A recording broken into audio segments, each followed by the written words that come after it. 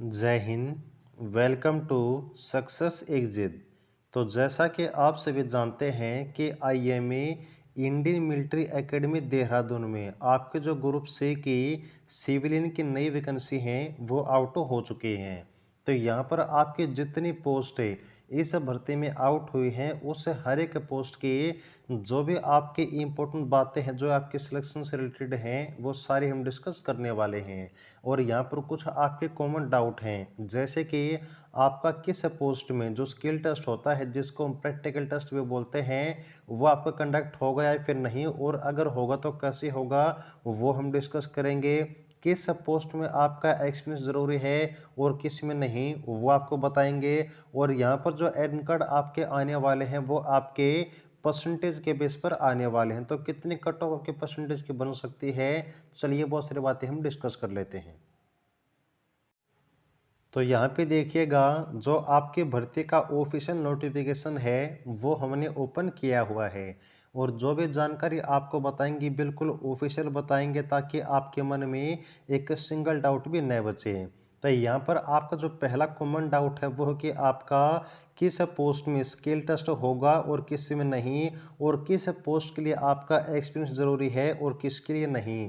तो इन चीज़ों को समझने के लिए आपको यहाँ पर जो भी पोस्ट है उस पोस्ट के बारे में आपको पता होना चाहिए। तो चलिए आपको देखते हैं पोस्ट के बारे में। यहाँ पर जो पहले आपकी पोस्ट है वो है आपकी कुक स्पेशल और कुक आईटी की। तो इन दोनों पोस्ट में देखिएगा यहाँ पर जो आपकी क्वालिफिकेशन है वो है मात्र आपकी 10वीं पास है, लेकिन इसके साथ ही साथ आपको जो इंडियन कुकिंग है उसका आपको ज्ञान होना चाहिए। यहाँ पर कोई भी सर्टिफिकेट या फिर कोई एक्सपीरियंस आपका नहीं मांगा गया है, ये चीज़ आपको नोट करनी है।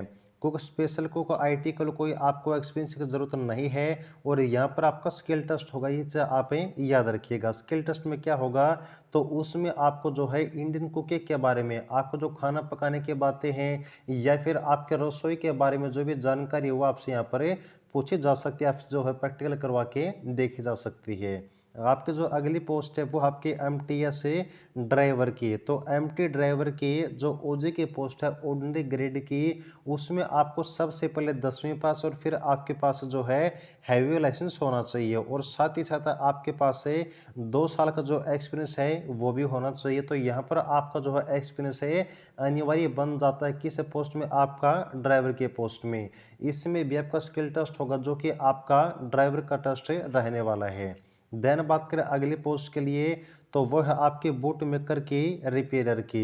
इसमें मात्र आपको 10वीं पास होना चाहिए, लेकिन यहाँ पर किसी भी आपको सर्टिफिकेट के फिर एक्सपीरियंस की जरूरत यहाँ पर नहीं होने वाली है। बस आपको इस चीज़ का ज्ञान होना चाहिए जिस पोस्ट के लिए आप अप्लाई करने वाले हैं। स्किल टेस्ट इसमें भी होगा जिसमें आप जो बूट मेकर का काम होता है वो आपसे प्रैक्टिकल करवा कर देखा जाएगा। आपको जो अगली पोस्ट है वो आपके एलडीसी की। जो एलडीसी है ना इसमें क्या होगा, इसमें आपकी जो क्वालिफिकेशन है वो +2 पास है, कोई भी यहाँ पर सर्टिफिकेट आपसे एक्सपीरियंस वगैरह नहीं मांगा गया है। लेकिन इसमें स्किल टेस्ट नहीं होगा, इसमें आपका टाइपिंग टेस्ट होगा। स्किल टेस्ट क्या होता है, आपका जो ट्रेड होता है उसका प्रैक्टिकल काम होता है, लेकिन टाइपिंग टेस्ट क्या होता है, आपका जो ट्रेड होता है उसका जो कंप्यूटर पर टेस्ट होता है वो आपका टाइपिंग टेस्ट होता है।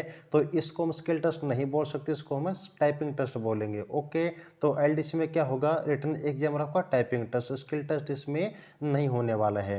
आपकी जो अगली पोस्ट है वो आपकी मसालचे की और वेटर की। तो इन दोनों पोस्ट में ध्यान से सुन लीजिए।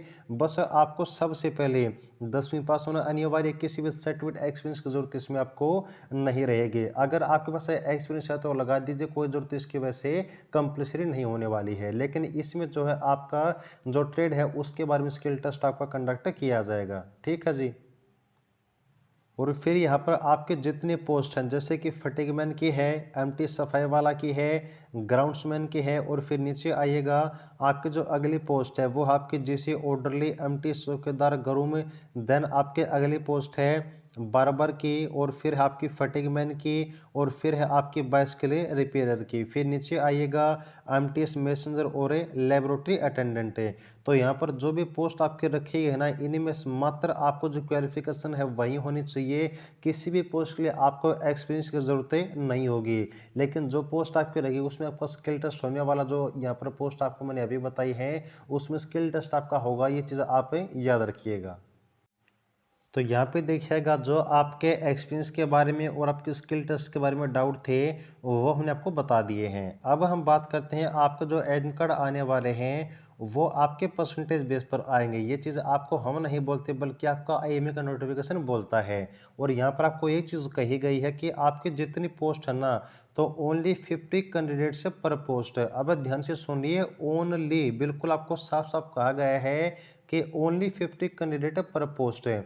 यानी कि आपकी जितनी पोस्ट है ना उसको आप 50 से गुणा कर दीजिएगा, उतने यहाँ पर जो कैंडिडेट हैं वो आपके बुलाए जाने वाले हैं आपके पोस्ट के लिए। तो यहाँ से आपका एक चीज़ जो आपको देखने को मिलेगी कि आपका जो कंपटीशन है वो आपको बिल्कुल कम हो जाएगा, क्योंकि वहाँ पर क्या होगा कि अगर एक पोस्ट के लिए एक तो 1000 बंदे फाइट करें, एक 500 बंदे फाइट करें, एक 100 बंदे फाइट करें और एक आपके 50 बंदे फाइट करें, तो इससे क्या होगा कि एक लिमिटेड अमाउंट जो कैंडिडेट हैं वो बुलाए जाएंगे और इसकी वजह से यहाँ पर जो आपका एक कंपटीशन का लेवल है वो आपका घट जाता है, जो कि बिल्कुल आपके लिए अच्छी बातें रहने वाली है।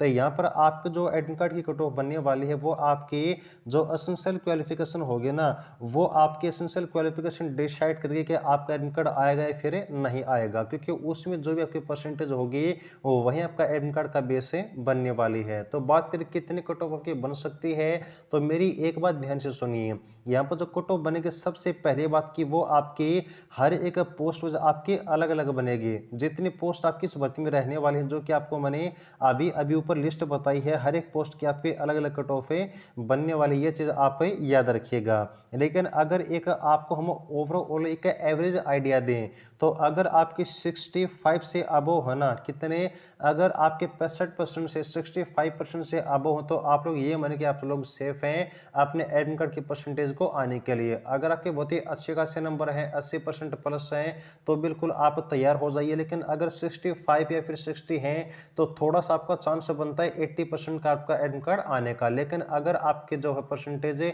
जो है थोड़ी मोटी और ज़्यादा होगी तो आपको यहाँ पर बिल्कुल श्योरिटी हो जाएगी आपके एडमिट कार्ड के आने की। लेकिन यहाँ पर चांस आपकी यही बनते कि आपके परसेंट वाले के भी एडमिट कार्ड आ जाएंगे, ज़्यादा यहाँ पर आपकी कट ऑफ ऊंची नहीं जाएगी। क्योंकि इसका सबसे बड़ा रीजन एक तो ये होता है कि आपके ऑफलाइन फॉर्म में कम अप्लाई होते हैं, दूसरा सबसे बड़ा रीजन कि आपका जो फॉर्म अप्लाई होती है उसमें आपके फॉर्म में रिजेक्ट भी हो जाते हैं। ठीक है, तो यहाँ पर ये चीज़ आपको ध्यान में रखनी है। 65% वाले भी तैयार रहें, बाकी जो होगा वो आपका आगे देखा जाएगा। लेकिन आप लोग इतनी परसेंटेज जो अपने आप खुद की एक सेफ मानकर चल सकते हैं। ठीक है, तो ये आपकी छोटी सी जानकारी थी आईएमए की भर्ती के बारे में। उम्मीद आपको अच्छी लगी होगी। अगर इसके अलावा आपको कोई और डाउट हो तो कमेंट सेक्शन में आप लोग पूछ सकते हैं। जुड़े रहिएगा। जय हिंद।